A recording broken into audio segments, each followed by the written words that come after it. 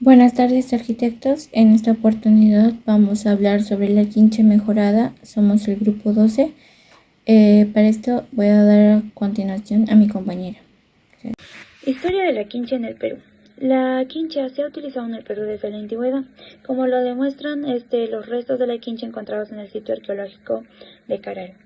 Los pueblos de la costa peruana utilizaban un proceso de adobe de caña, de azúcar y tierra. En las orillas de los ríos crecen grandes extensiones de la caña de azúcar y juncos. En los suelos tienen grandes cantidades similares a la arcilla y arena, materias primas de altísima calidad con los que se elaboran los productos. El uso de adobe y la quincha en aquella época se limitaban a la construcción de las cercas y techos. La quincha ha sido empleada en Lima hasta el cuarto siglo XX y sigue siendo utilizada por algunos pueblos de la costa. Actualmente el Instituto Nacional de Investigación de Normalización de la Vivienda. Cabe recalcar que la quincha prehispánica y la quincha virreinal es un poco diferente. La quincha virreinal, de las primeras obras hasta mediados del siglo XVII, fueron construidas fuertes y macizas de ladrillo y piedra. En 1666 la quincha fue utilizada en grandes construcciones. En la iglesia de Santo Domingo por primera vez empleó la bóveda entramada de la madera caña y cal para reemplazar el techo artesanal que deterioró a través del tiempo por el temblor de la nave central. En la iglesia de los Desamparados en 1669 fue la primera construcción concebida. Durante el terremoto de 1687 las construcciones de la quincha sufrieron algunos daños, pero ninguna cayó. En 1746 el terremoto más destructor de Lima adaptó masivamente la quincha, pues los demás de satisfacer las necesidades de la resistencia sísmica. Resulta más económica, rápida y versátil. Finalmente, la evolución que empleó la quincha obedeció a un equilibrio entre diversos factores, los cuales son cuatro: el sísmico, el climático, el económico y el representativo. Siguiendo con el tema, los materiales predominantes son la madera serrada o rolliza, la caña brava o guayaquil y el barro mezclado con fibras vegetales o también llamado paja, lo que permite obtener una edificación de poco peso y sismorresistente porque tiene un mejor comportamiento plástico ante las ondas sísmicas y evita los daños de la vivienda de las personas. Madera serrada se emplea para conformar las estructuras, también las columnas, vigas y solares, vanos de puertas y ventanas. Son recomendables tornillo, moena, alcafornada, copaiba, las que deben estar totalmente secas, no presentar ojos de madera ni rajaduras. Polos rollizos, de un diámetro no mayor a, a 2 medios, totalmente secos y rectos, se emplean para armar la tabiquería. Caña brava, debe estar seca y madura y tener un diámetro de 3/4. Caña Guayaquil, debe tener 4 de diámetro por 6 metros de largo. La caña entera se usa para los tijerales y la caña chancada se emplea para cubierta de techos. Deben tener un mínimo de 35 centímetros de ancho.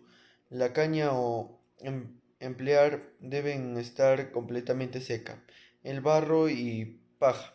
Esta mezcla se usa para completar la estructura de las paredes y como cubiertas de techos. Actúa como aislante térmico, brinda un ambiente abrigado si extremadamente hace frío y cuando hace calor en el exterior genera un ambiente fresco dentro de la vivienda.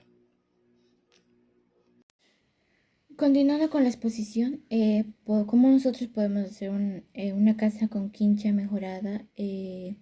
Bueno, primeramente tenemos que tener en cuenta que no se ha visto más de 2 pisos hacer con este material, ¿no? Entonces, lo que si quisiéramos o se proyectaría, es necesario hacer cálculos necesarios, ¿no? Lo primero que tenemos que hacer, el primer paso, es evaluar la ubicación del terreno. En este caso tenemos que tener en cuenta dónde se va a ubicar, ¿no? Qué tipo de suelo va a tener, ya sea rocoso, arenoso o un suelo normal. También se, se da a conocer, ¿no? Que se hace como que una excavación de 1,50 m para ver qué tipo de cimentación se va a usar, ¿no? En el siguiente paso es la parte del diseñar la vivienda. Por ejemplo, en este paso se hace la parte de la distribución, dónde se va a ventilar, dónde va a entrar iluminación, dónde va a estar tal parte o dónde va a estar lo que, o sea, todo lo que tenga que ver con la distribución del plano, ¿no? Después viene la parte de la preparación del terreno. En este caso se hace cuatro pasos, que viene primero a hacer la limpieza, donde se quita todo elemento que no tenga nada que ver con la construcción, la parte de la nivelación, el corte, el relleno y en la parte del trazado, donde se colocan donde va a estar la zanja para tal columna, ¿no? La parte de la cimentación es uno de los siguientes pasos, que sería, se nos da, ¿no?, el ancho, que tiene que ser de 40 centímetros, y la profundidad, que también tiene que ser de 40, en caso que sea un suelo rocoso, pero si es un suelo normal será de 60 centímetros, o sea 20 centímetros más. En la parte de la cimentación tenemos que tener en cuenta la ubicación de las tuberías de desagüe, y en el paso número 5 está la parte de las columnas. En esta mayormente se usan tablas o madera de tornillo por su resistencia al sismo resistente, es muy sismo resistente. Y la parte de las vigas, ¿no? En esta, tanto la columna como la viga hacen como una caja, eh, donde se unen entre sí para poder resistir, ¿no?, el movimiento. La parte del sobrecimiento, que vendría a ser un paso muy importante, porque esta aísla tanto que aísla los muros con el suelo, y así no hay la humedad, ¿no? Después vienen las paredes, que se usan maderas también en cada tramo para poder también hacer las separaciones. Y viene también el armado del techo. El armado del techo son dos, hay dos tipos, uno es los tijerales y otros son por viguetas, ¿no? Y la parte de la cubierta del techo mayormente se usan los materiales de láminas o de madera o de barro. Después viene la parte del piso. En el piso se hace un falso piso para que no haya humedad. De igual manera se hace en la parte en las instalaciones eléctricas y sanitarias, ¿no? Y bueno, voy a dar paso a mi compañero. Gracias. Continuando con la exposición, tenemos ventajas y desventajas sobre la quincha. Como ventajas tenemos el bajo costo, su facilidad de conseguir materiales, ya que en cualquier zona podemos encontrar lo que es tierra, caña, pajilla o simplemente con agua. Es flexible, resiste a sismos, es decir, si ocurre sismos, de hecho que se va a mover, pero regresa a su estado natural. Fácil de fabricar, no requiere de muchos especialistas o profesionales, simplemente de alguna persona que conozca sobre quinchas. No requiere equipos o herramientas especiales como una maquinaria o algo, simplemente con herramientas de cualquier maestro que haya trabajado en eso, o simplemente las manos y unas palanas. Una larga duración, y como desventajas tenemos que al pasar el tiempo se agrietan y se generan fisuras en las paredes, generando unas líneas no muy gustosas. Y aunque resiste al sismo, no necesariamente resiste a fuertes movimientos. Es decir, si alguna cosa o algún vehículo se choca con un muro, es de hecho que se va a caer. No es muy resistente a fuertes movimientos. Requiere tratamiento para evitar que se pudra, al ser una construcción que está a base de agua y tierra y cañas, que son cosas que nos da la naturaleza, requiere un tratamiento. Al estar en contacto con la humedad se empieza a desboronar al paso del tiempo. Como repito, al ser una construcción basada en agua, si tiene contacto con el agua se va a Mantenimiento de una vivienda de quincha. Una vivienda construida con quincha puede durar muchos años si periódicamente se le hace su debido mantenimiento.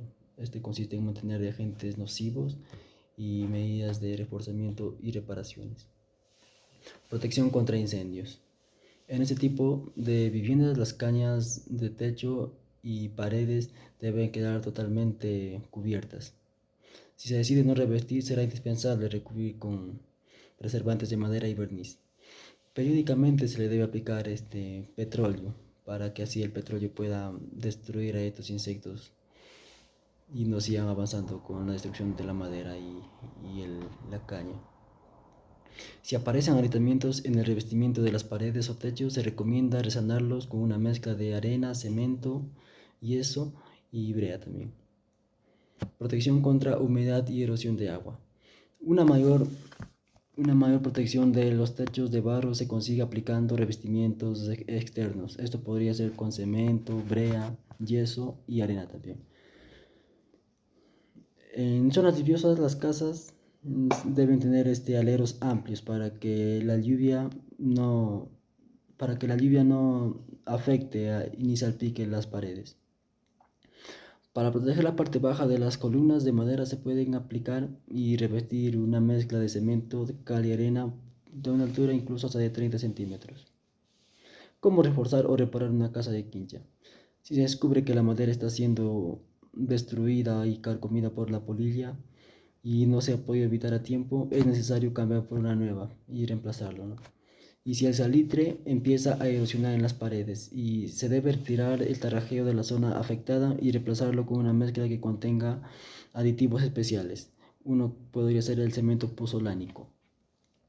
También se puede reforzar para ser resistente ante sismos colocando placas metálicas entre columnas y vigas.